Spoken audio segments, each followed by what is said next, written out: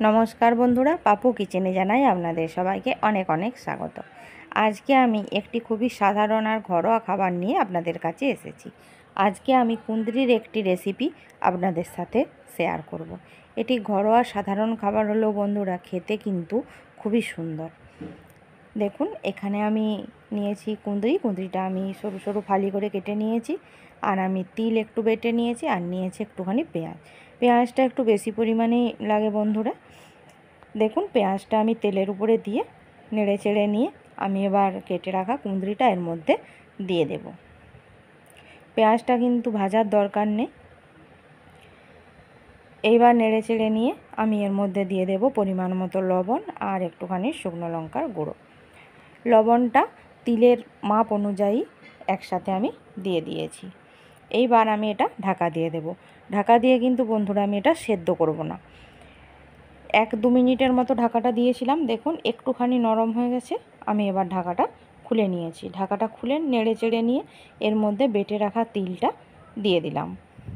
এবার আমি এটা আর ঢাকা দেব না, নেড়ে চেড়ে আমি এটা ভাজা ভাজা করে নেব।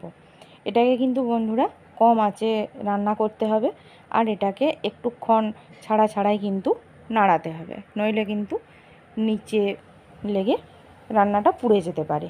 রান্নাটা পুড়ে গেলে কিন্তু বন্ধুরা তেতো লাগবে।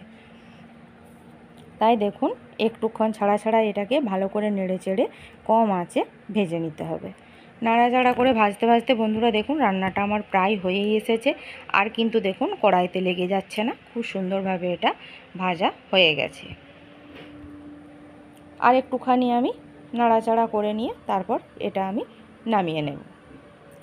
দেখুন এটা ভাজা হয়ে গেছে। এইবার আমি এটা নামিয়ে নেব। নামানোর আগে বন্ধুরা আমি দিয়ে দেবো একটুখানি চিনি, যাতে এটা ঝাল মিষ্টি লাগে। তিলের যে কোনো আইটেমই বানান না বন্ধুরা, একটুখানি চিনি দিলে কিন্তু ভালো লাগে খেতে। এবার নাড়াচাড়া করে নিয়ে আমি এবার এটা নামিয়ে নিয়েছি। এটা সাধারণ হলেও বন্ধুরা, ঘরোয়া খাবার হলেও এটা কিন্তু খেতে খুবই সুন্দর লাগে। আপনারাও একদিন বাড়িতে বানিয়ে দেখবেন। আশা করছি আপনাদের এই রেসিপিটা খুবই ভালো লাগবে। বাড়িতে রান্না করে খাওয়ার পর আমাকে প্লিজ কমেন্টে জানাবেন আপনাদের এটা কেমন লাগলো। আমার এই রেসিপিটি আপনাদের ভালো লেগে থাকলে আমার চ্যানেলটিকে লাইক দিয়ে ফলো করে আমার পাশে থাকবেন, আর বেশি বেশি করে ভিডিওটি শেয়ারও করে দেবেন। আর যারা আমার চ্যানেলের নতুন বন্ধু, আমার চ্যানেলটিকে এখনও সাবস্ক্রাইব করেননি, তারা আমার চ্যানেলটিকে প্লিজ সাবস্ক্রাইব করে আমার পাশে থাকবেন। ধন্যবাদ বন্ধুরা, সবাই খুব খুব ভালো থাকবেন।